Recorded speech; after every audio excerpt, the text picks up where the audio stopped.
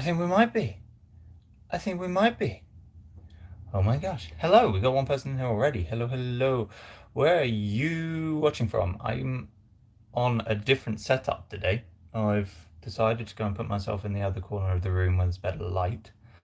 But I'm also on my tablet, so I'm trying to work out where the chat is and where all the other stuff is that normally I can see everyone's messages, but at the minute I can't see anything, which is very, very odd. Give me 2 minutes.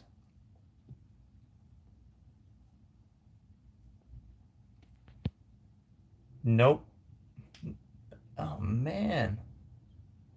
No chat. Maybe I can get it on my phone and then I can see it on here whilst talking to you guys, which is kind of exciting.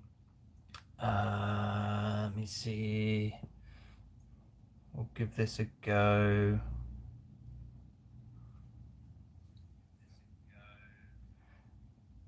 Okay, we got it. We got it. We got the chat.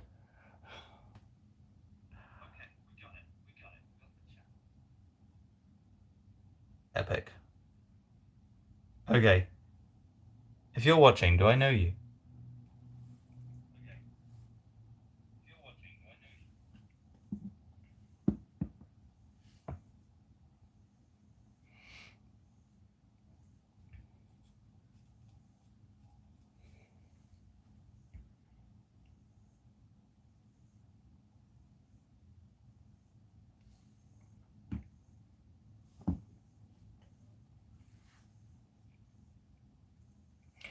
So, we are kind of in business. I've had some issues with tech, trying to get the chat on here because I'm now in the corner away from my computer and I'm using my tablet, so I can't see the chat on my tablet, but I can now see it on my phone. We're working it out. We're working it out. I see we've got some people in here. Hello, hello. Where are you guys chatting from? Where are we from? Hit that chat for me. I will set this up somewhere down here. Hey, Judy. How you doing? How you doing? So you might see that I've got this rather stylish hat on today. I am celebrating my 1 year anniversary for starting this channel. I didn't really know where it was going. Technically, it was yesterday, but I quite like the idea of wearing this hat. It's pretty chilled. It's pretty chilled. Okay, if you have any questions, hit me. Whatever you want, I don't mind. Don't care how dark, I don't care how awkward they might be, but just hit me with anything. I've got a cup of tea and I'm ready for whatever you have to ask me. And in the meantime, what I thought I would share with you guys is something that happened yesterday to me, which is a first. At least, yeah, it's the first. I had a meeting yesterday with medical oncology. So they are the people that deal predominantly in chemotherapy, but also things like immunotherapy. And so we went in lunchtime yesterday into Rotorua Hospital. I love it there. And went to see a lovely doctor. And the long and short of it is that they're pretty keen to get me onto chemotherapy quite quick. I don't really know where I sit with that as of yet. I don't know if it's something I'm going to jump on board with. I want to do more research, mainly because I'm very pro informed consent. I don't particularly like the idea of being rushed in and handing over the control to someone without really understanding what it is that I'm getting myself into. So it was an interesting chat. It was an interesting discussion about options available. I had a lot of questions to do with immunotherapy routes, and that's where you're either through drugs or your own doing, you use your immune system to get on top of the cancer cells, because we always have cancer cells coming through, right? We always have them fudging up somewhere along the way, and then our body deals with them. They go, okay, that one isn't right, we're going to get rid of that. The problem is when your body just can't recognize it, it can't see. And that's mainly because the cancer cell will be putting out signals to say, hey, no, we're all good, don't worry about us. And then that's where tumors start to grow, they start to replicate, and they grow quite quickly. So immunotherapy is kind of targeting that of the cell rather than we're just going to poison the cell with chemicals. There's one that I'm very interested in called oncolytic virotherapy, which is where they take a tumor cell and then they pretty much make a vaccine specific to that cell, and then they inject it into you. And so the vaccine kind of works like any other vaccine. It can see the difference as such and then attack the cell to destroy it. Now it's early stages around the world. There's a few trials going on. However, it's quite positive in terms of the response that people are getting. So something along that line is where I'm thinking to go. I am fortunate enough to have a bit of time. It's not one of these ones that I have to rush, get in there and do whatever I can as quick as I can. I'm very fortunate to have this chance to step back and kind of analyze what I want to analyze, come up with that decision. We've got 5 people in here. Hey, hi there. Where are you guys watching from? If any of you don't know me, my name is George. I was diagnosed with brain cancer back in August 2024, and I am sharing the journey here on YouTube. Just trying to share a bit of positivity. Oh, thanks for the hat. I actually really quite like it. I was thinking about getting a second one and having kind of 2 horns, a bit like a Viking. And I don't know whether to have the jaunty side of things or just straight up on top. That gives me kind of clown vibes. But yeah, celebrating my 1-year anniversary of YouTube. Technically, Annalise told me, she said, well, you didn't actually start then. This was yesterday. It didn't actually start then because I posted a short way back in, I want to say September. So I thought, okay, yeah, I suppose that was a bit of a tester though. I thought I'll just start filming stuff and learning like editing everything and anything to do with this just to see how it worked. So I posted one little short. It didn't do very well at all, but it was out there. And then the reason why I put yesterday as my anniversary is because it's the first time that I uploaded a long form, like an actual hardcore YouTube video that took a lot of work and a lot of editing and trying to just learn how to do this stuff. But now we're here, cup of tea in hand, doing random lives every Friday. Who'd have thought it? Just kind of crazy. But we're getting there. I'm excited for the next year. I think it's going to be very challenging, both good and bad challenging year, if you can define good and bad. It'll be an interesting year. I'm looking forward to it, and I'm looking forward to seeing where this little community goes, because you're all so loving. It's incredible. The last live I did kind of blew me away. The support. Hi Hannah, how's it going? Go for Viking. I've been told a number of times that I'm a hat person, whatever that is. So I think maybe jaunty is more George. Let's go with that. Yes. So I had this meeting yesterday with medical oncology. They've given me a load of information, a load of paperwork on the specific drug that they want to give me. Apparently it's a mild one. She said, oh yeah, some people, they basically just feel a little bit tired. In fact, most people just feel tired. And I'm on it for I'd be on it if I did choose to do it for 5 days, then off, and then I'd do another 5 days. I believe it's once a month, so it's quite yeah. I was expecting, hey, we're gonna put in a line and we'll pump you full of stuff, and you'll feel like shit, and your hair will fall out, and life will be pretty challenging at that time. But the idea of doing something like that that's pretty mild, and she said you could definitely keep going at the gym. You just might not be as strong or energetic as you'd normally be. So yeah, I don't really know what I'm going to do with that as of yet. We'll work that out once I've had a bit of time to process it and see what it's all about.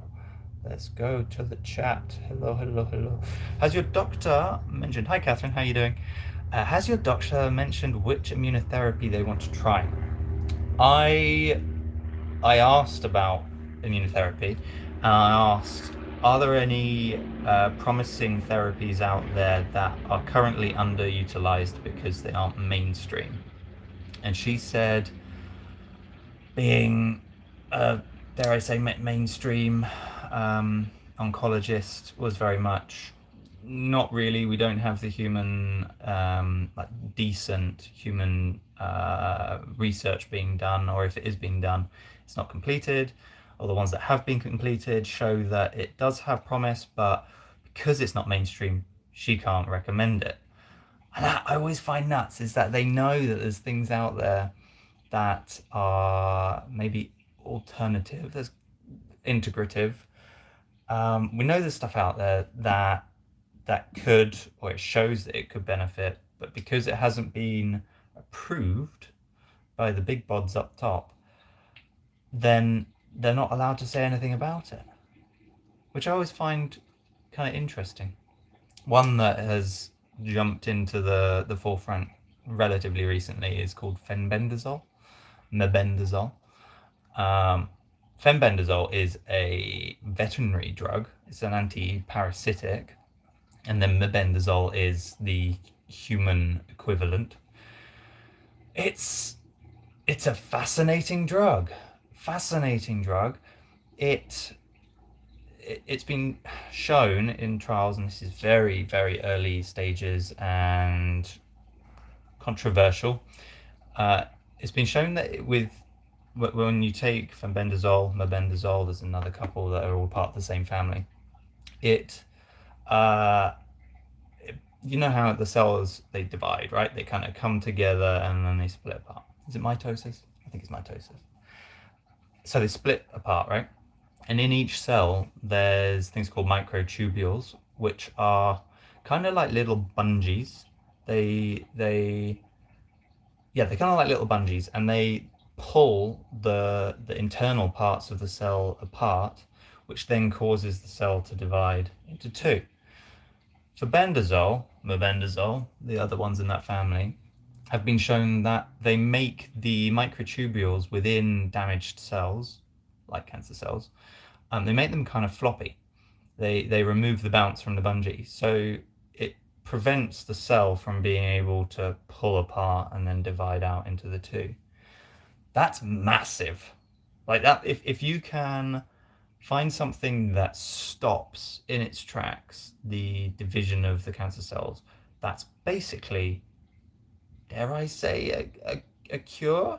I'm going to take that back. It's not medical advice. Go do your own research. But if you can stop it from growing, then it gives your body a chance to get on top of it and try and start seeing those cells and destroying them. So that's powerful. That's powerful. Oh, Catherine, you got another?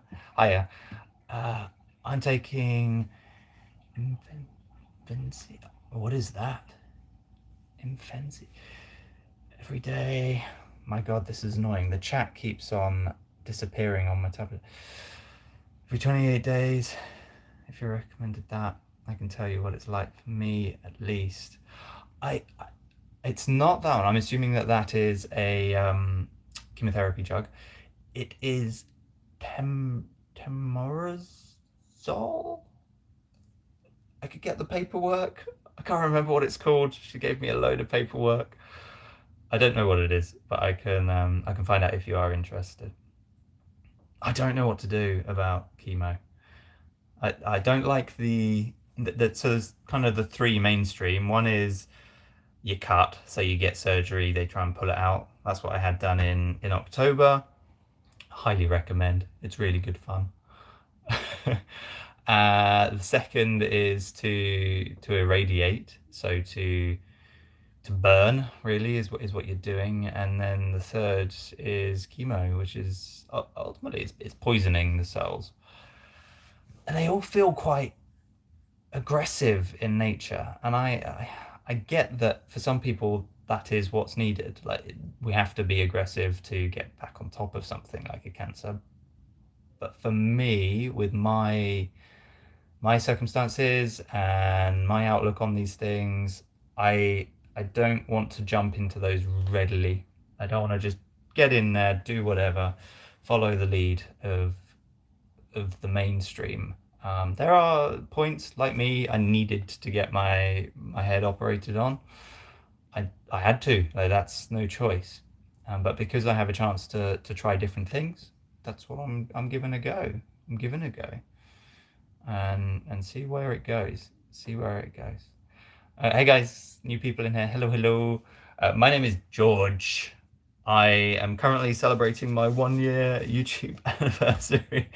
But I was diagnosed in August 2024 with brain cancer. Yeah.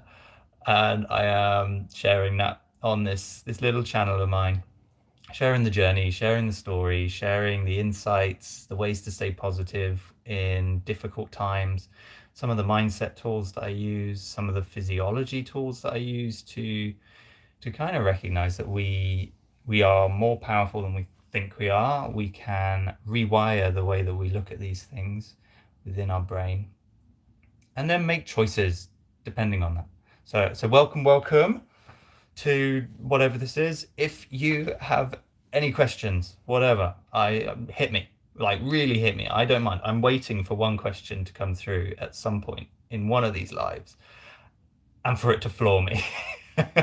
I'm waiting. It's almost like a test. It's a test. Hey Shotzi, how's it going? Where are you watching from? How did you know you had brain cancer? Great question.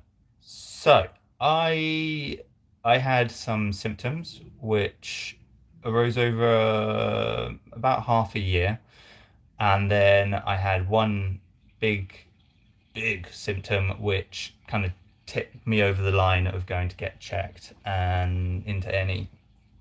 So back in, I think it was March 2024, so coming up to, yeah, a long time ago now, I randomly rolled over in bed just to turn the light off and suddenly went into AF, atrial fibrillation, which is where your heart basically loses its rhythm. It starts getting weird electrical things going on. It doesn't do its normal cycle, and it'll hop from, like, I don't know, 30 beats a minute up to 140.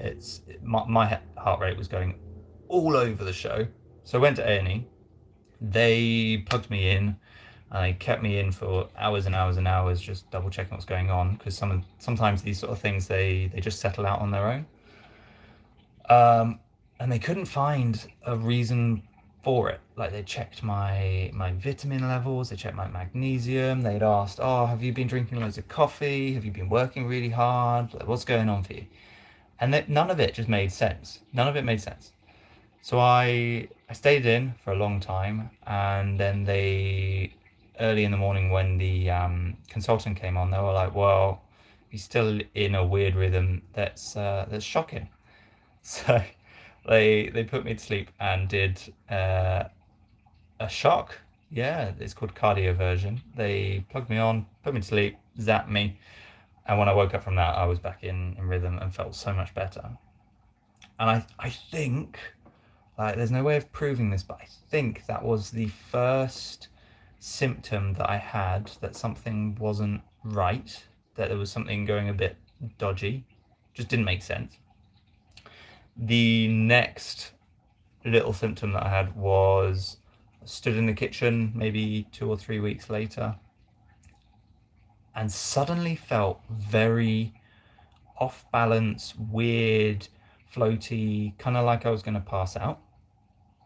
And so I sat on the floor and put my feet up on a chair, thinking, maybe it's just low blood pressure or something. That was the first partial seizure that I had. Looking back on it now, I knew yeah, I wasn't sure what it was at that point, but yeah, at that point, that was a partial seizure, and I didn't go to A&E because I, I just didn't. It's one of those things. It just passed very quick. I had another little one like that at work, and then the big one was in August 2024. The night that I was diagnosed. Good night. That was a good night. I was cooking. I was making cookies and ended up having quite a heavy partial seizure. I didn't know what it was. I just felt very dizzy very quickly, and I had my left side, like I had sudden tinnitus and this kind of thump noise when it hit. Like it was like being hit with a hammer, like instant, just thump. And then my left side went numb and tingly, kind of pins and needles sort of feeling. Left foot as well, and I just sat on the floor and was like, "This is not normal. Something's definitely needing to be checked up here." And called my partner Annalise. She took me to A&E. They did some CT scans, and yeah, that was when it was a long night. That was when they came in and said, "Yeah, we've found something." And at first, I thought, okay, this is going to be like some stroke, like a TIA, transient stroke that some people get. And then they said, so yeah, we found something. We think it's cancer. We think it might be GBM, glioblastoma.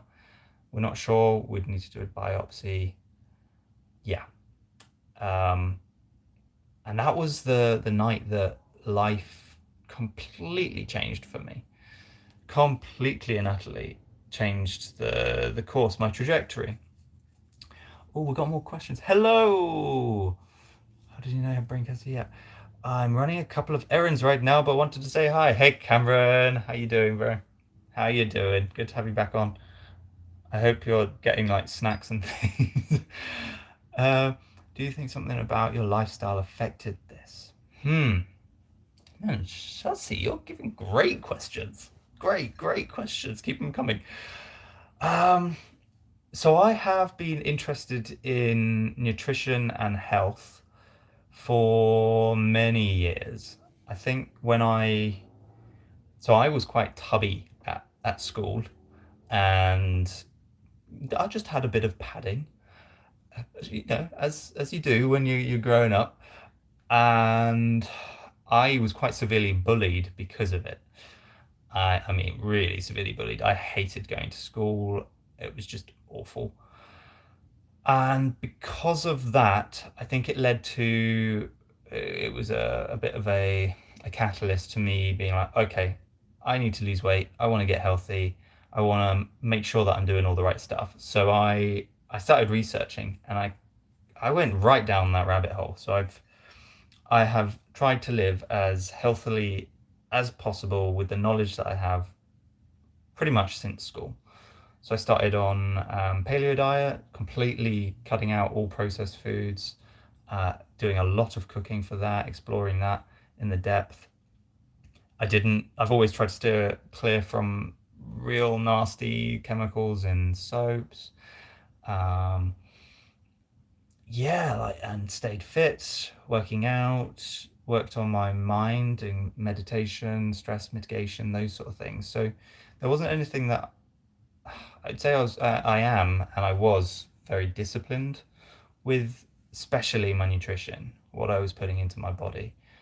And so I don't know whether, I mean, I will never know what caused the start of the tumor developing. There's a chance that I've had this many years, which was interesting to talk to the oncologist yesterday, because there's a chance that I've had this since school because I developed quite severe migraines at school. To the extent like I would lose vision. It was awful. Um, so I don't know whether maybe that was the start of it. Maybe that was it taking up some space, doing its thing in there, and it's just been very slow growing, and then it's only just started to swap out to being something a little bit more active, and that's what's caused the run through of the last couple of years or so. If you were healthy, what would your biggest goal in life currently being hindered by cancer? Oh, oh,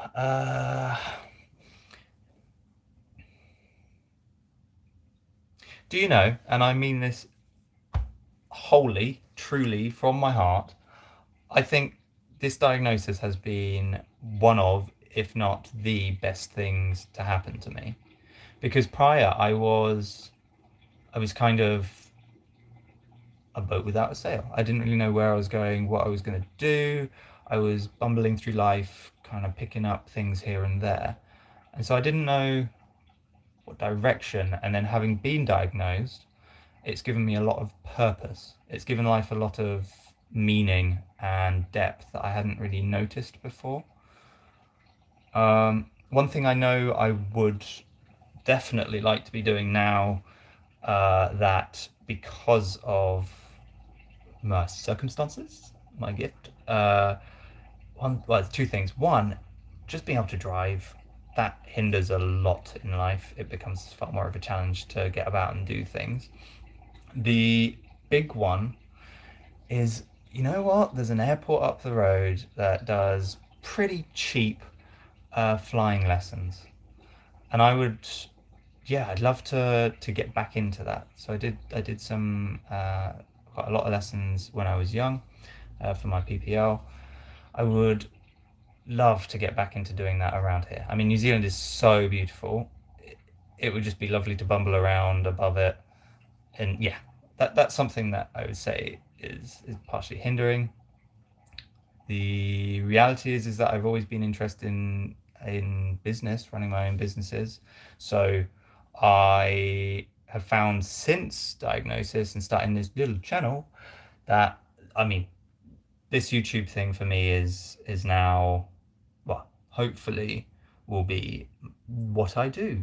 Like, it's not bringing in any cash at the minute.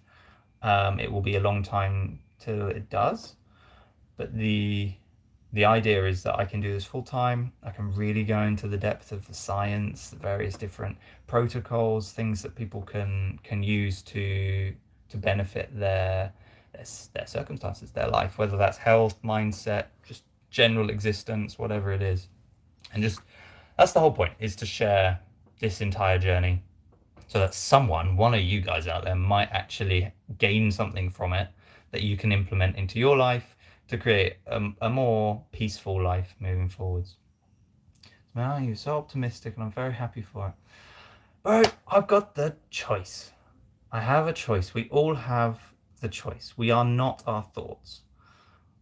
So when something traumatic happens to us, we don't have to create that as our identity. We don't have to look at it as a negative. We can look at it and swap and reframe it into being something like a lesson. You know, how can I utilize it to my benefit, rather than falling to the victim mentality, which long-term victim mentality and psychology is so damaging to us long-term, mentally and physically, because by identifying as that in a whole, that becomes our actions in life. It's how we choose to work our way through it. And so for me, the first thing I did, having been diagnosed, was decide that I need to get my mental game, my mental foundation, as strong, as powerful as possible, because that is the foundation of everything that we decide to do in life. And I know if my brain is strong, if my mind is strong, then I can push in whatever direction I want and know that that's the right thing for me. Yeah, I mean, have you guys come across the thought to identity process. It's the psychology of how something as simple as a little thought can become who you are. You know, I'll tell you. Okay, so it's very simple. Some of you on here, I don't know if you've been to any of my other lives. I've mentioned it before. So thought to identity. It's really simple, but kind of terrifying in the same way. So we have between 22, depending on the individual, up to 60,000 thoughts a day.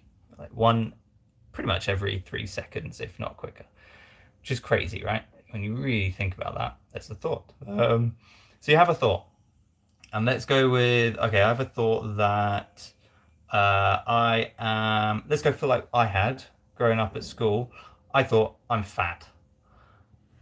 And that is what I thought. Like, I am fat, I'm carrying too much weight. What I do with that statement in my head is that, and everyone does this, we have a thought, we then give it meaning. We give it a, okay, this is a it's either a good or a bad thing. So for me, it was, I'm fat, that's not great. I'm not happy with that. You then create a belief around that. So it's giving it your thought, you create a meaning around that, and then that's your belief. Suddenly, okay, yeah, I am fat because that's my thought, and it's not great. It's got emotional value, and then that becomes a belief structure. That then ties into an emotional response. So your physiology goes, oh man, I'm really not good. I dislike this. My heart rate might increase when I'm, I don't know, at the swimming pool or whatever it is. We start to feel that with our belief, that physiological response. That then adjusts our actions. So because I feel uncomfortable emotionally, physically, I will maybe not go to the swimming pool. I won't swim. And this is like literally what happened to me. I used to hate getting changed. I used to hate going to swimming pools anywhere. I just didn't like my body whatsoever. And the action, that behavior repeated with those thoughts becomes our identity. That is then who we believe we are. And so for me, it was about breaking that cycle of recognizing that that thought isn't who I am. That's not my identity. I can look at it third party. I don't have to accept it as who I am. I can build who I am purely through my thought structure. So for me, a large part of staying positive is seeing those thoughts. And the thoughts come thick and fast. And they can be perceived as negative, or they could be perceived as a positive. Big one for me early on was, big thought was, oh shit, this could kill me. Like, that was a real recurring thought, waking up in the morning and having that slap you around the face. It's heavy. However, for me now, when or if I have those thoughts, and they still come up, like I'm positive, but you still get those negative thoughts, we have to have the duality. We have to have that Cartesian way of perceiving things, because we can't have happiness without sadness, right? We have to have that spectrum to work from. So for me, when I get a really negative thought come in, or what I perceive at that moment as negative, I can look at it third party and reframe it as, in this example of, what if I die from this? What if I live from this? Or what if the fact that I have something so powerfully mortal, something that's come around and slapped me and gone, hey, you're going to die one day, gives a sense of urgency to my life to be of service, to try and help people as much as I can. I hope that makes sense. That's a long-winded way. We've got more people here. Hi, guys. If you don't know me, I'm George. I was diagnosed with brain cancer in August 2024. I am sharing this journey online and trying to put a little bit of sunshine into it, rather than rolling over and just not enjoying things. Not enjoying things. All right. Wow, we've got so many comments. Lily, hello there. Where are you watching from? What symptoms did you have? Okay, so I get partial seizures. They're not, the word seizure is so, it comes loaded. I don't know if you guys know that. I feel like it comes loaded. So I get partial seizures and aura seizures. Partial seizures for me, I get like a sudden wave of dizziness. I get left side numbness and tingly. I get like a numb top lip and a really metallic taste. And the seizures are kind of moved around. I call them episodes. Episodes because seizure, like I said, for me comes with a bit of it's quite a heavy thing. It comes with the whole rolling around on the ground, completely out of control, unconscious, and that's not what it is for me. So I call them episodes.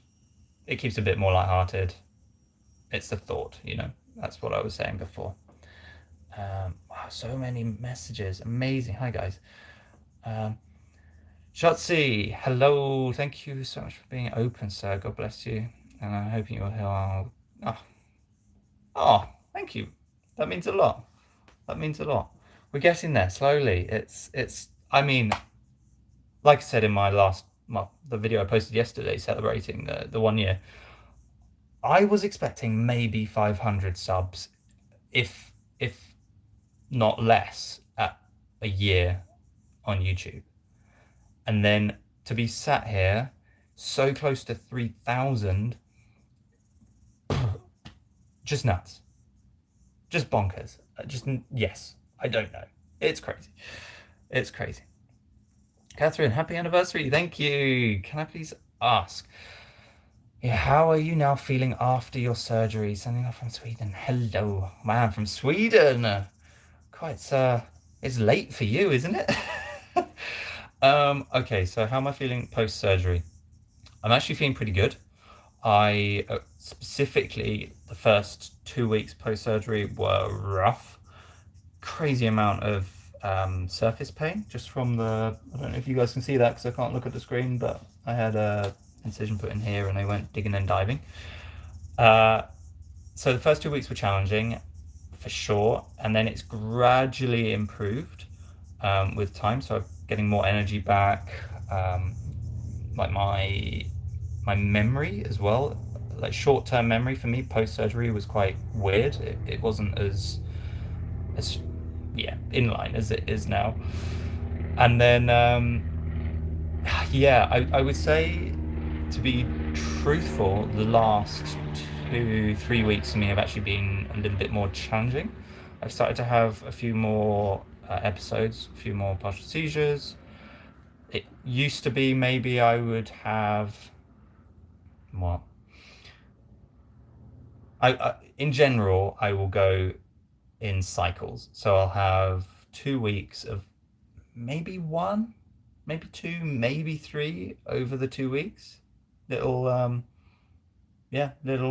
little episodes, and then I'll have another wave, another couple of weeks or so where I get quite a few more. So that can be anywhere up to 2-3 a day. So they ramp up and then they ease off again.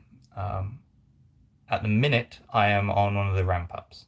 So you guys may not have realized, but since being on this live, I've had one. I had a little partial episode. I can keep functioning. I just get that little bit of numbness, the tingly, slight dizziness, fogginess post. So they're not crazy. They're not like they used to be when I was first diagnosed, but they're still here. And in general, feeling a lot better, having a lot more energy and clarity in my mind, which is great. 18-year-old from Philippines. Oh man, so you're just like a stone's throw from New Zealand. Oh man, and I don't have a job. I want to donate even a little bit just so I can have. Oh, bless you. That means a lot. My God. I mean, if you want to donate, but please don't feel like you need to. Yeah, keep your money. Keep your money. If people do want to help me through with hopefully getting this channel to a point where I can do it full time, I mean, I have a little donation page. That would be amazing. That'd be great. But please, no pressure. I'm doing this to try and help you guys ultimately. I'm in a fortunate position where I can do this and not have to be working all the time. So that's amazing. 13 people. Oh, hello. Hi there. Are you guys subscribers, or are you just random people who have come across my video just out of interest because I'm very new to this live thing and I don't know how it works. Like, is it promoted just to my subs or is it promoted just to general people out there in this beautiful planet we call Earth? Don't you think it's crazy? So I meditate every day, and sometimes rather than doing mindlessness, where well, mindfulness, sorry, where you're very present to your moment, you're very oh man, loads more comments. I hadn't seen those. Sorry, I'll quickly finish. So you got mindfulness, which is where in meditation you'd be like, I'm going to concentrate on my breath and really, really concentrate. Then you've got the opposite, which is mindlessness, and that is where you sit and you just sit with your thoughts. You let the thoughts go where they want to go, do what they want to do. You just accept them for what they are.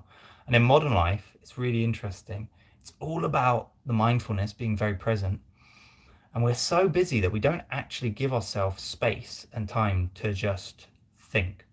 Because we, especially in the Western world, have this crutch now where when we get that slight inkling of boredom, we go straight to a mobile. And I'm human, everyone does this. But you go straight to that pacifier. So mindlessness is really interesting. It lets your brain just whoop, go where it wants to go.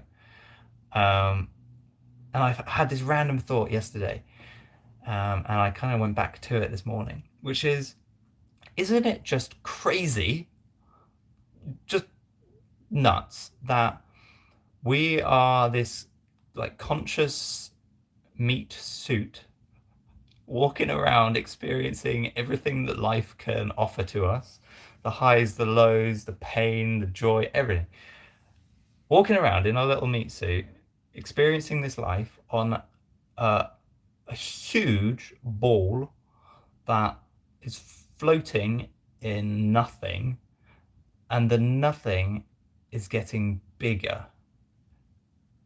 Yeah, it just doesn't make sense to me. That's a bit of a tangent, but yes. Wow, so many comments. You guys.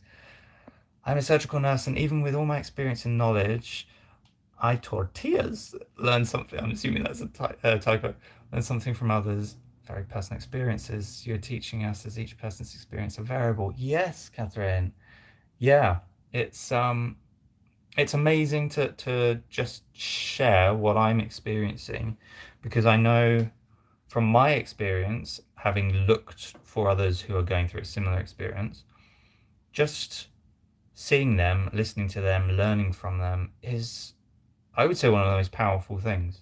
You know, we have this incredible opportunity now with the internet where we can learn not only the entire wealth of knowledge that we as a species have, but then also we can learn from other people from around the globe that we would have never met 100 years ago. Amazing. We're so fortunate. So fortunate. More comments. Kimbo, just wanted to say thanks for sharing. I wasn't religious all my life, but recently realizing how many scientists see flaws in evolution made me question who designed the world. Gives me comfort.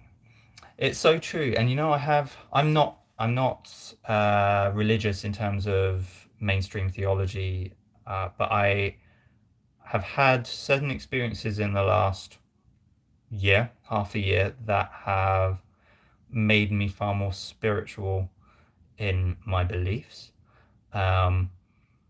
Yes, I won't go into detail on those experiences, but they have given me a new way of seeing life and death. And I now have a belief of what happens when we die. But that's, yeah, I don't know. I don't know. Does anyone? Chatsi, sir, you are a role model for anyone who's going through very tough times in life. As are we all. As are we all. But thank you. You'll get through this. I believe in you. I will get through this. Like, I've already made that decision. Whatever it is, yep. Come on, let's do it. And I'm learning every single day, as we all are. So, yeah, I'll get through this one way or another. It's just that decision to keep on showing up. to keep doing the things, to keep enjoying life rather than rolling and becoming that victim mindset, like I said earlier. Wow, so many people in here. Wow. Hello. Apologies for the predictive texting, not tortillas. I mean, I'm all for tortillas. That's great. Should have read Learn Something New with individual experiences. Everyone experienced different symptoms. Yes, exactly, exactly. And we are so lucky to live in this day and age. Like, so lucky. You think 200 years ago, chances are we would, or I would have been a peasant somewhere toiling the fields. And to be honest, I probably would have been very happy and content, living a very present life, not worrying about the future, not worrying about the past, not getting wrapped up in global affairs that never going to impact me. Just, yeah, who knows? Who knows? I do know, I came across this statistic a couple of years ago that the average like farmer peasant 200 years ago and going back further, on average has it's nearly 100 days extra off of work than we do, which in my head doesn't make sense in that surely they would have been working harder, and I'm sure there will have been people who are working to the bone. But then if it's on average, that's just crazy. Nuts. I'm random. Happy anniversary. Thank you. Okay, got a brief break from errands. How have you been? How's the family? One more question. What are your thoughts on letting your friends see you cry? How have I been? I've been great. Thank you. I'm doing well. Having a few more episodes, partial seizures than I was a few weeks ago. Maybe feeling a bit more tired because of that. But in general, doing well. I'm very happy where things are in life at this moment. Very. Family is doing well. Yeah, I think. I think. I try and talk to them as much as possible. It's quite difficult with the time difference, being in New Zealand and then back in the UK. What are your thoughts on letting your friends see you cry? Hmm.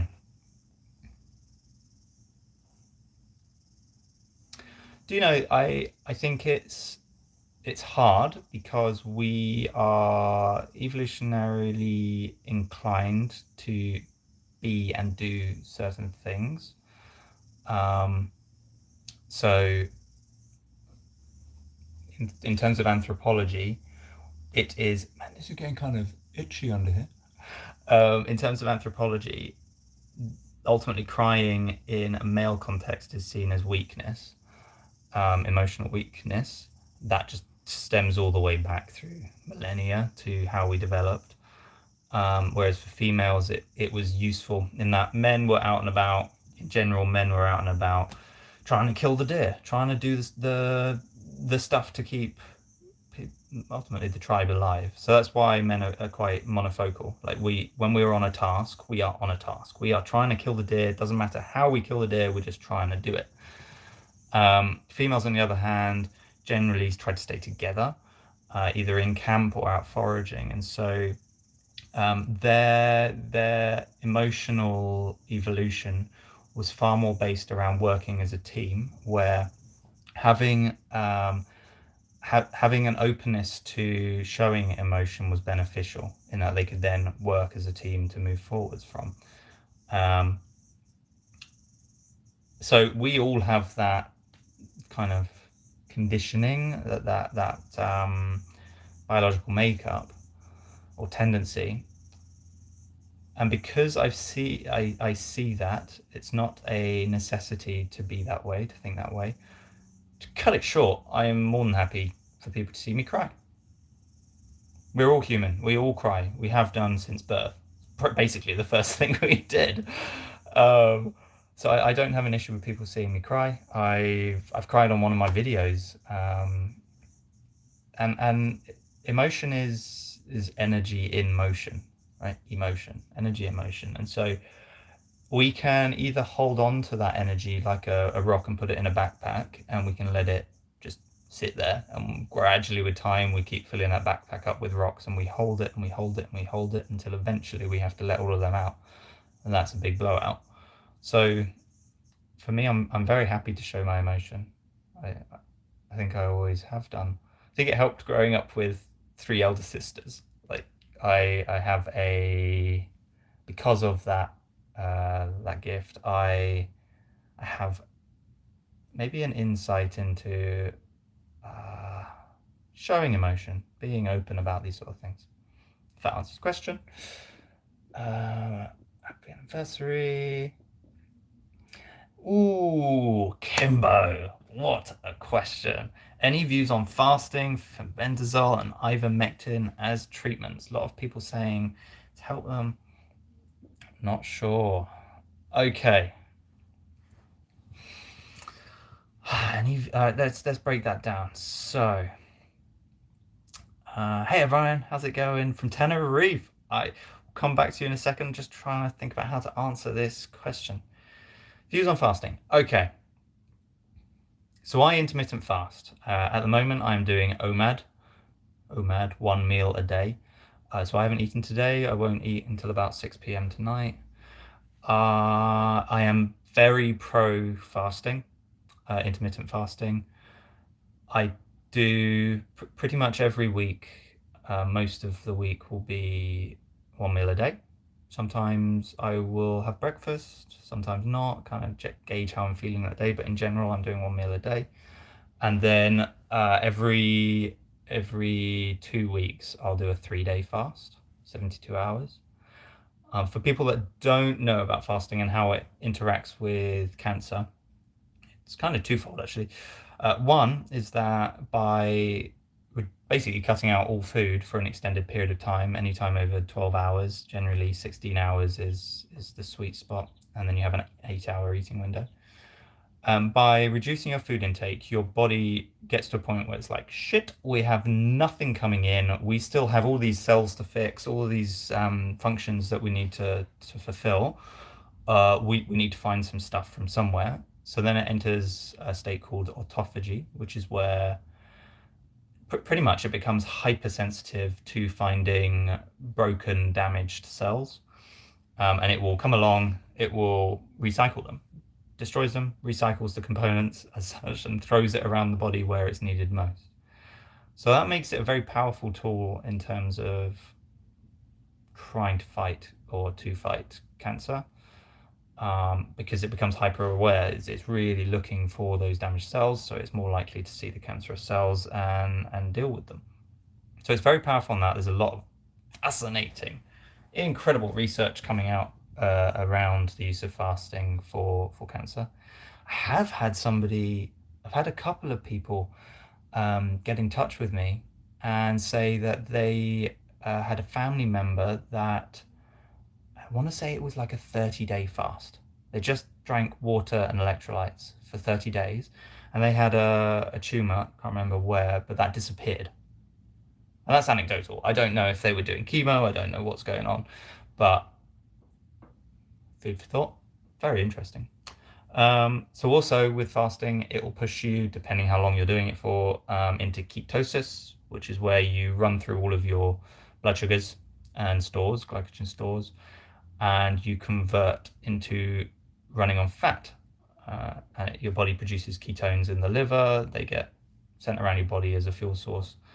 That is beneficial in that cancers run off of glucose and glutamine. They can run off of fatty acids, but the big one is glucose. So they'll, depending on the cancer, run off of between 10 and 40 times the amount of glucose than a healthy cell. So they're really glucose hungry.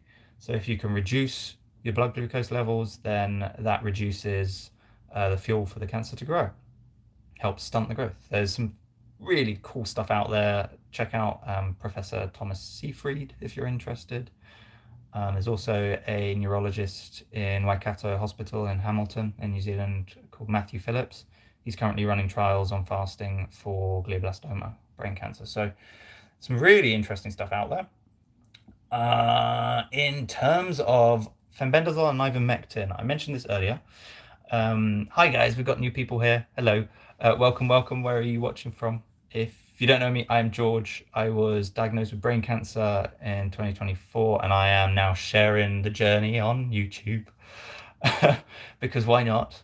The whole point is to provide some insight for others into how to remain positive, how to look at it as a lesson, as a gift, as opposed to being a victim of it and accepting it as this is the end, which I think is maybe not a nice way to experience life. So yeah, welcome, welcome. If you have any questions, just shout. Just put it in the chat. Anything and everything. So, bembendazole and ivermectin. Right. This is such a controversial topic. So, fembendazole. And this is not medical advice. You don't do what I do. Just do some research, make your own educated decisions, talk to a doctor about it. I am on fembendazole. I take fembendazole. I take 222 milligrams daily with some fat. My thought process on it, and I asked the oncologist yesterday about this, my thought process on it is that it's cheap. It you can be on it. Current studies show you can be on it pretty much indefinitely. The only thing is that it can cause some liver issues if you have something going on, like you have a compromised liver. But in general, people do absolutely fine on it on the long term. And it has some promising, not only case studies, but then also some research coming out that shows that it has anti-cancerous characteristics. So for me, I looked at it as I can afford it. It's as such safe. There's no contradiction, whatever it's called, where it impacts other drugs that I'm taking. So give it a go. Why not? Like, what's the harm for me? But that's not medical advice. Do your own research. Have a look into it to yourself. And that's similar with ivermectin. I am not on ivermectin because for me, it doesn't really relate. To my knowledge, it doesn't cross the blood-brain barrier, so it wouldn't really benefit me to take it. But it is something that has been on my horizon. I have thought about taking. The problem is getting it getting it prescribed. So having a doctor go, yep, even though this isn't like what it's for, most doctors aren't happy to prescribe things off-label. So, for example, to prescribe ivermectin for cancer, which I understand because it's their medical license on the line ultimately. But there are other ways of getting it because it's so readily available around the world. Wow, my gosh, so many compliments. Hello, friend, how are you? Do not worry. Do not worry about being late. That does not matter. Wow, so many comments. My gosh, sorry. I'm struggling to keep up with these. Thank you for commenting, guys. Appreciate it. I have no idea how I stumbled onto your channel, but super happy I did. Bessie, thank you. I want to show support as best as I can. Do you use a fitness tracker device to gather data about your health and well-being? No. Although I have thought about getting one of those rings that'll like test your, I don't know exactly what they do, but heart rate and various other things. I have thought about getting one of those. I do have a watch, but I don't really like wearing watches. Yeah, I don't tend to track those sort of things. I do have really good app for tracking my fitness. Let me find it for you. It is called Fitbod. And I use this every time I go to the gym, so 3 times a week. Looks a bit like this, but it uses AI and gives you a workout based on whatever you want, what's in your gym, what your goal is, whether you want cardio or not, whether you want stretching or not, what machines that you've got access to or equipment, and then it will create a workout for you each time you go. And then each time you go, it uses your input from the last workout and all of the others to track your strength. But then also from that, gradually increase with progressive overload. So for me, like I'm trying to put on a bit of muscle and lean up, so it will gradually increase the amount of weights that I'm using and across lots of different exercises. I love it. I really, yeah, I couldn't recommend it more. Um, wow. Okay. Have you tried ivermectin and fenbendazole? Yes, I have just spoken about that, my friend. It's okay to speak the truth. Michigan, Michigan, baby. I really love to go to the States at some point. So glad you're taking it and praying. To answer your question, what about yes, did help. Thank you. Texas is in winter storm watch. Oh, my word. We've in New Zealand just had a storm come through, and there have been crazy big landslides all over the show. Um, and I think people have been killed, which is very sad. But I think because of the nature of the country, it's very it's volcanic, so it's very undulating. Yeah, there's steep sides, so yeah, it's sad, but it's one of the things. These tragedies happen. Hey, uh, where are we at? Tract supply. Yes, I've heard that you can get it at like random farming places. Same as fenbendazole, but I think because people have started to use it for other purposes, it's started to become a little bit more restricted to gain access. Um, yeah, so I take it. I take fenben. Um, I did a fair amount of research prior to make sure it was right for me. But now, yeah, I get it. There's a link in my videos actually if anyone's interested to where I get it from. But they're really good customer service too.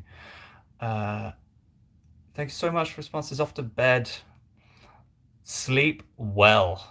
I hope you sleep like a baby. Thank you for coming along. Really appreciate it. All AI exactly is monitoring the Oura Ring and Fitbit. Yes, I think the whole AI thing. Oh my gosh, that's yeah, you could spend hours and hours chatting about AI stuff in and of itself. I think it's here for good. I think it's terrifyingly useful, but also terrifyingly terrifying. In that, where does that information go? Who stores it? Who has access? Could it be used for good or bad? I hope that it would be used for good, because I mean, yeah, some of the technology coming out is awful, awful stuff that I think it's sad that it's being used for that purpose. Like things in Ukraine, there's yeah some pretty nasty stuff going on with it. So I hope is that it's a positive for the world. For me, to be honest, I don't really care if somebody knows what my heart rate is. Um, yeah, cool, okay. That's my take on it. Let's put it this way: there's a reason why we suddenly need all these huge data centers. Yes, yeah, it's here, it's staying, um, and I think most people are using it if they feel it benefits them. So, for example, for me, I use it. I used to use it for my photography business. I use it now for various different things. Generally, asking it for recipes.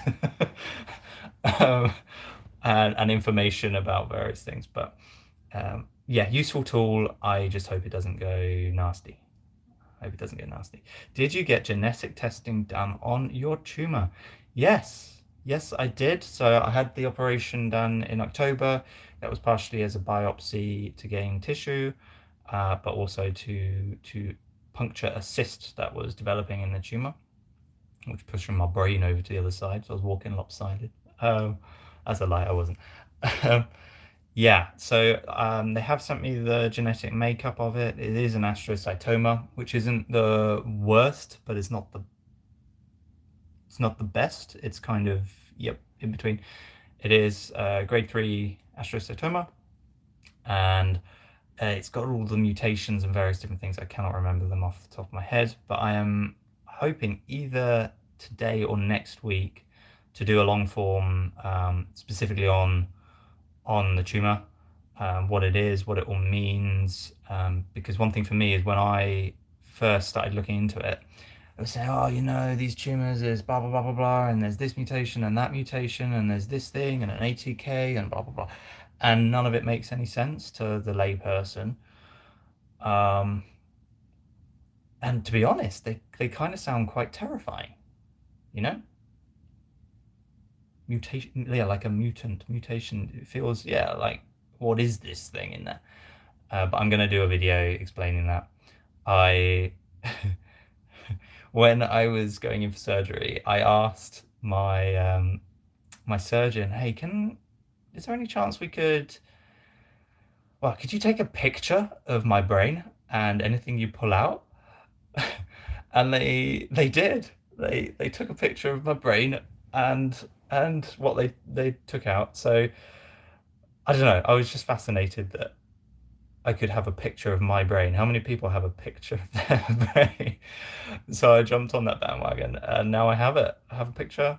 I've got a picture of all of the gloop that they pulled out, and I don't know whether I could post those in a video. I feel like the YouTube terms and conditions for videos, they may not like that, and viewers may not like that, but I find it fascinating, to be able to see your own brain, to be able to, yeah, I don't know. Dad had he had heart surgery, and I asked him. This is a long time ago before I had surgery. I asked him, "Hey, have you thought about asking them for a picture of your heart?" He's like, "No." So then he asked, and he got a picture of his heart. So now, yeah, now we've got a picture of Dad's heart and a picture of my brain, which is, I don't know, it's kind of cool. They asked me if I wanted to take whether I wanted the tissue back. I was like, so you're taking cancer out, and then you're saying I could have that tissue and put it in the freezer or something. Oh, maybe I should have done. Maybe I should have done. Craziness. Craziness. Terrifyingly terrifying. Yes, so true. So it's already been asked, as I just ran, are you taking? No, no, I'm not as of yet. I don't know much about it, to be honest. Can you tell me a bit about it? Am I right in saying that that's a chemotherapy drug? Sounds familiar. I'm not. I am yet to be on any chemotherapy. I had a meeting yesterday with an oncologist, medical oncologist, to discuss it. So we'll see. We'll see. Don't know. It's probably way too personal, and if you don't want to answer, I fully understand. But did you happen to get the big shot? Ooh, great question. No, good night. Thank you for your support. That's my sister, by the way, Rise Shine Inspiration. Hey, yeah, I hope you sleep well. I hope you sleep well. Give my nieces a good snuggle. Okay, did I take the big shot? No. No. It's a question I get asked quite regularly is did you have it? Did you get the COVID jabs? No, I did not. Something tickled me in a way that I didn't like. When it first started to come out, I didn't like that there was this, and this is all very controversial. I'm just being very open about all of this stuff. Open book. I didn't like that people were in fear across the globe, and then you had a handful of companies in almost like an arms race to get the first vaccine produced. And for me, stepping back and looking at it, third party as such, trying not to let the emotional side of things take control. I didn't like that it was a race. It was like, I feel like maybe, dare I say, pharmaceutical companies aren't renowned historically for being kosher, for actually doing what should be done, needs to be done. So for me, I thought it's likely that corners would be cut. I don't like the idea of putting something into my body that hasn't been fully checked or tested. So I opted out. I also didn't like that it wasn't there wasn't really informed consent. You know, from all of friends and family that I've spoken to about it, none of them, when they went in for the jabs, are they being told, like taught about the risks, the benefits. Like when you are prescribed something or a doctor is suggesting something for you, they have to tell you about the risks. They have to, the risks and the benefits. So I felt like there wasn't informed consent. It was expected that people should have the jab. And in certain lines of work, like Annalise, my partner, she's a doctor. She was in A&E when it all kicked off. Um, she was basically each morning they'd have a meeting and it was like, okay, who's not had the jab yet? And people put their hand up and they say, okay, go and get it now. So there was this expectation, almost like a social pressure to do it. And for me, I needed more time to see what it was all about. I was fit, healthy, didn't have any comorbidities, young. I thought, well, chances are it'll hit me. I'll feel pretty shitty for a few days, and that'll be me. And that's what happened. I get it for people who are maybe compromised or have immunosuppression or whatever it is that would benefit from it. They have those comorbidities. Cool. Okay, let's do it. But there's interesting stats coming out all over the show about that time of our lives. It's not a chemotherapy. What could you tell me what it is? Varsindanib. Yeah, that would be great. Do you have IDH mutation? Rings a bell. I can't remember off the top of my head. I've got it all written down on they gave me a letter with all of the breakdown because I asked like as much as possible. I want as much information as possible, so they've given that to me. Yeah. I can let you know though. I'm going to do a video on that, an in-depth video on what it is. Thank you for answering. You're very welcome. I'd be interested in your long video about your diagnosis. My husband has a low-grade glioma with IDH mutation, and he will start gene medication for that has promising results. I'm sorry to hear about your husband. That's challenging. It is challenging news. It's not easy to hold. It's not easy to navigate. But it sounds like you're kind of in a good place. You're making decisions. That's one thing is people, when things like this happen, I did this to start, you tend to go and search everywhere and anywhere for information, and you end up down all these different rabbit holes, and you see, oh, there's that option, there's that option, there's that option, there's that option, and you end up with it's called analysis paralysis. It's where there is so much information out there that you just can't make a decision. There's just too many options. It's like when there's that what's it called? There's simply, if you're lost in the desert, the anxiety isn't because you're lost or you don't know where to go. It's that there are too many options of what direction to choose. And so making a decision that resonates for you is the most important thing. Like, okay, there is so much info. Something's got to be better than nothing. That route, I think I can do that sustainably. That is something that I think resonates with me and my values and my decisions up till now. So I'm just going to do it. That's what I did. Is I found that it removed a lot of the pressure, and then it opened up a sense of ownership, control over my life, my situation, which has now given me space to be able to explore in depth some of the other things that sparked interest. So for me, I found a lot of solace and peace in just making a decision, rolling with it. That's what I'm doing. Don't know, it's hard. It's an immunotherapy. It targets the IDH mutation. Interesting. So I've not heard of that. I'm going to have to do... That's my afternoon. That's my afternoon sorted. I will be Googling away, see if I can find some trials and some research, human research on it. Very interesting. I got to go break the ice for the cows. But I had to let you know that you're on my mind in my daily prayers. May the Lord bless, protect, and defend you. Thank you. That means a lot to me. God, the support from you guys is just phenomenal. Phenomenal. It fills my little heart. So lots of research definitely can be overwhelming.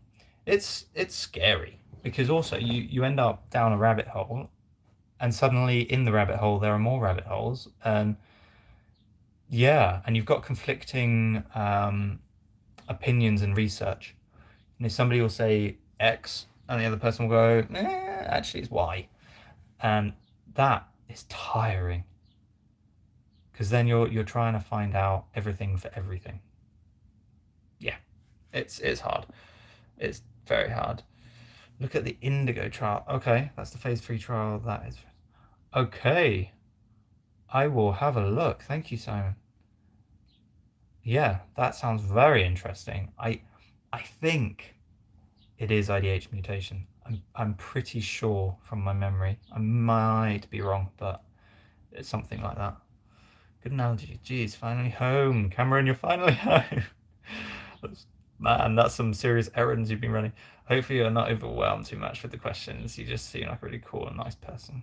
You have a big heart, bro. It's not a... Thank you, Cameron. I appreciate that. And no, not overwhelmed with the questions. I actually really enjoy doing these lives. They're really empowering. And it's nice to connect with the community, really get to know people and have, like you, Cameron, you come back regularly. It's really lovely. Really lovely. I'm assuming there's new people in because we've got the numbers going up and down. Hi, I'm George.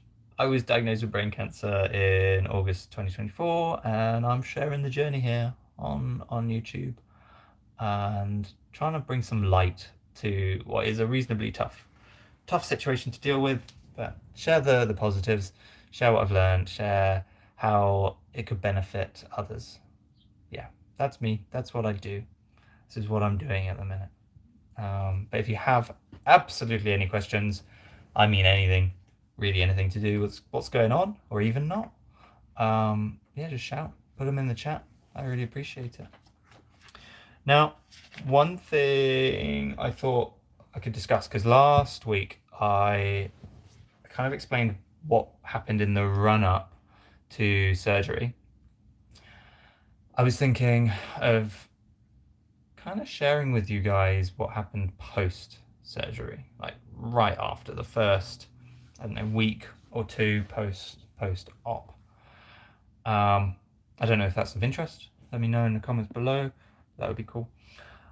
Okay. Hey, Cass. Is that Cass?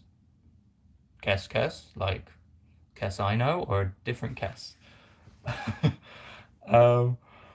Yes, so surgery. Rolled in. Hi, Cass. Hello there. That's kind of cool. It is Cass. How are you? You're up late, are you not? What time is it? 10:30. Go to bed. Thanks for coming and watching. Appreciate that. So, surgery, run up to surgery was actually rather peaceful. I went into it very at peace. I was like, okay, this is what I'm doing. This is what's happening. This is the road that I'm on. There's no point in stressing about it. So I went in really, really peaceful. They put me to sleep. They did all of what they needed to do, and then I wake up on the other side. And the first thing I was aware of was that I was in a lift going up to the top floor in the neurology department, and I remember the lift doors opening, and Annalise, my partner, and my good friend Shane were stood waiting for me, and I'm there with like big bandage over my head. Felt really sleepy, really not good. And just not particularly with it at all. And I remember them going, "He's here, hi." And I said, "Hi." They rolled me into a room, and yeah, they were checking my stats, yeah, checking me over for various things. Had a lovely nurse. And at that point, I wasn't in very much pain at all, if any. I was just very dazed, very dozy, trying to make sense of stuff. I remember it being quite dark and Annalise, Shane being there. Um, and then another good friend, Reese, he rocked up too. Out of the blue, I wasn't expecting him. He rocked up, and all I remember is like holding onto their hands and being very, very not with it. I was just high on all of the drugs that they were giving me. They'd given me morphine, big painkillers type stuff. And then I my my main worry going into surgery, and like I worked on it mentally. It wasn't a crazy worry. It was one of these, oh, that is a possibility. Popped out the other side, and my worry was that because it was or it is on my basal ganglia, so it's deep in my brain.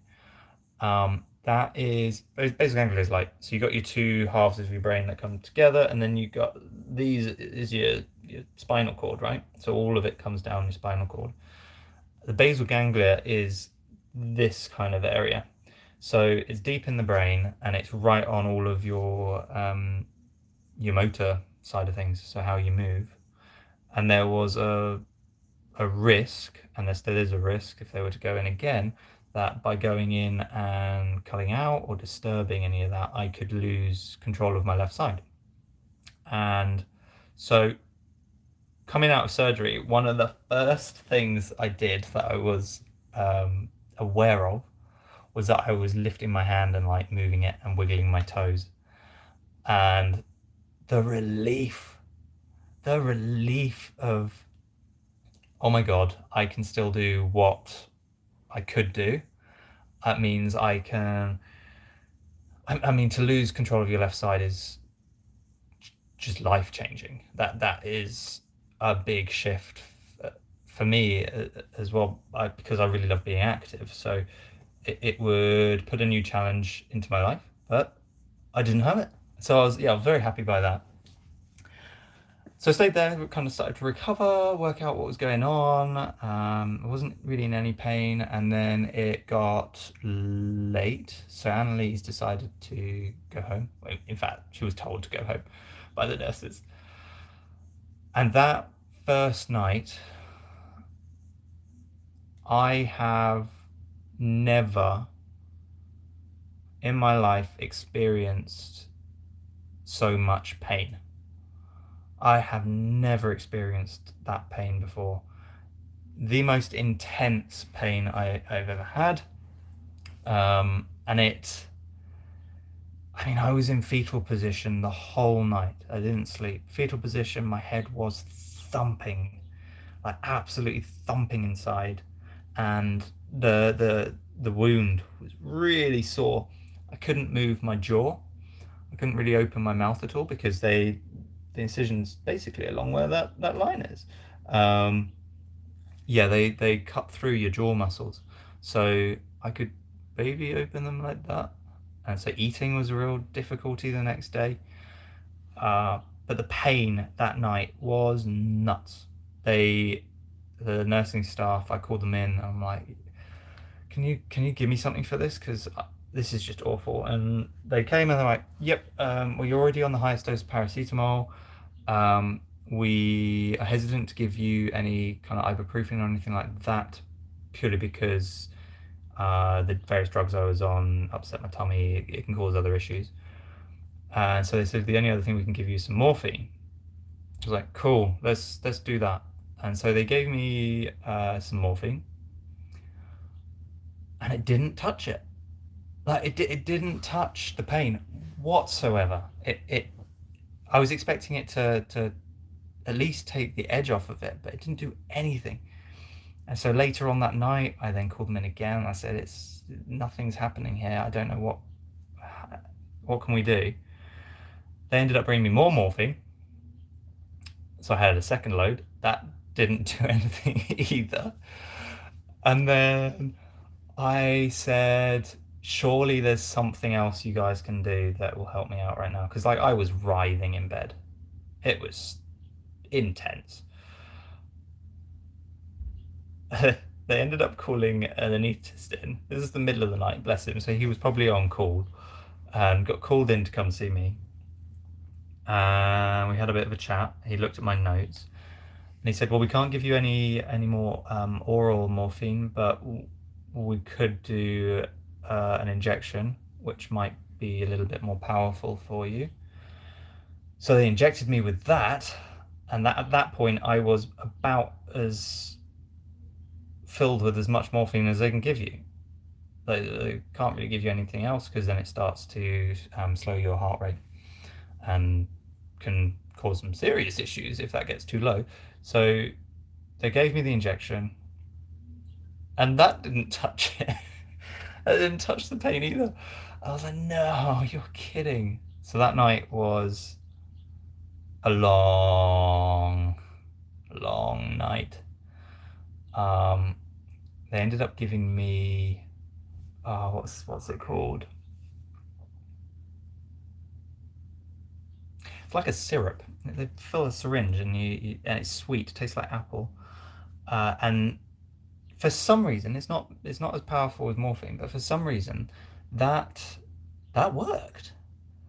It really worked. It took the edge off of it. And I was like, okay, I need more of that. So I ended up having a load of that. The next day was all right. I started to feel a bit more like myself. I was still in a lot of pain. Um, I wasn't hungry at all, but bless Annalise, she was trying to feed me and brought in some bone broth, like really fatty stuff to try and get the brain to start healing because it's predominantly fat. Yeah, it was a challenging day, and I ended up spending the next 5 days. Well, it was 5 days total in hospital, in Waikato Hospital in Hamilton, and the staff were fantastic. The biggest thing was that I just wanted to sleep. I just wanted to sleep. That was all I wanted. I didn't care about food, didn't really care about talking to people, just wanted some solid sleep. The problem was that every hour, every hour through the nights, they had to come and check my vitals. So they'd come into the room just as I was like easing off to sleep. They'd come in and then they'd do the blood pressure and they'd check my heart rate and they'd ask some questions and check that I had motor skills and all those sort of things and memory. Yeah, obviously they need to do that, but oh my god, it wipes you out. It absolutely wipes you out. I don't crazy. Yeah, crazy. And do you know the worst bit of it all? The worst bit of the entire week post op was they gave me a lot of morphine. Okay, cool, it didn't work. But the fallout for that is that it makes you crazy constipated. Like crazy constipated. I did not go for a number two for like 6 days. 6 days. They gave me they gave me laxatives, and that didn't do anything either. I was there like, oh no, I don't want to take laxatives because that's no fun. And I don't want to be like absolutely full to the brim. So the day that I got home and things were stable and I managed to go for a number two, that was a momentous occasion. Momentous. Okay. Wow. Another hi, Cameron. Thanks for being open and positive. Always, always open book. Wear my heart on my sleeve. Just any questions, just shout. And sharing will be extremely helpful more than you know. How old are you? Seem late 20s or very. Oh, okay. Guys, hit me. How old do you think I am? This is going to be fun. How old do you think I am in human years? I want to know. And don't be rude. Hey George, I'd like to ask what plans do you have for the rest of this year? Okay, Cass. Okay, yeah, you kind of know anyway. You're not allowed to partake in this. 29. Okay. Plans for the rest of this year. I am going to smash out YouTube for sure. I think It's amazing where it's at its current point. I wasn't expecting it to be what it is. And so I'm going to keep pushing the channel. I'm also, at some point in the next probably 2 months or so, maybe sooner, I'm going to start offering out one-to-one consultations with people who are either struggling directly with cancer or know someone who is, or is just going through hard times, so that I can ultimately help them to live in peace, to find comfort in their circumstances, and to build the most solid foundation emotionally, psychologically, to be able to work from, to make the decisions in life that are going to benefit them. For people who maybe don't know, when I was first diagnosed, first port of call was let's get my brain as stable, positive as possible. So I started working with a mental performance coach. He has completely changed how I interact with the world, and with people, with situations, with experience in and of itself. So, the, yeah, I'm going to be offering one-to-ones, and either as just a one-off session or as a repeating, maybe once a fortnight or weekly if needed.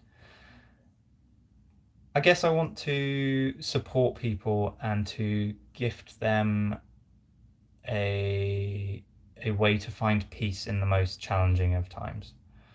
Um, yeah, just help people if I can, if I can. Live chat. Okay, we've got some answers. Okay, 29. You said 28. Husband said 32. 30. Okay, I'm liking this. I'm liking this because they're all. Did you know I am 54? No, I am 32. So your husband was right. 32 years, 33 this year. That's nuts. Absolutely nuts. I mean, the last few years have been odd, and I don't really count the COVID years because they just disappeared, right? So really, I'm what, 20, 26? Yeah. 26. No, I am 32. I'm doing well, fit and healthy ish. Living the dream. Living the dream. Yes, that is me. Right, beautiful people of the internet.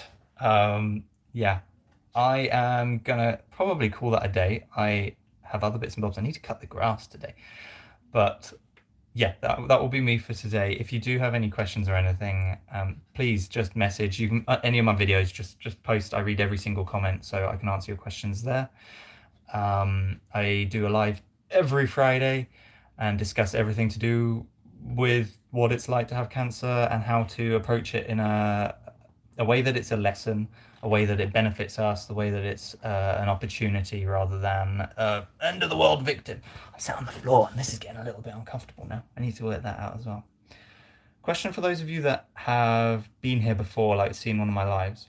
Is this setup better for you than it was on the computer? Because one of the things I noticed was that like I could look at the camera, but then the chat was off screen. So I was having to do this all the time. I don't know, it didn't really work. And also the lighting was pretty shitty. So I feel like this might be a better way of doing it. Thanks for going live. It was great. Such positivity. Looking forward to watching more. You are welcome anytime, anytime.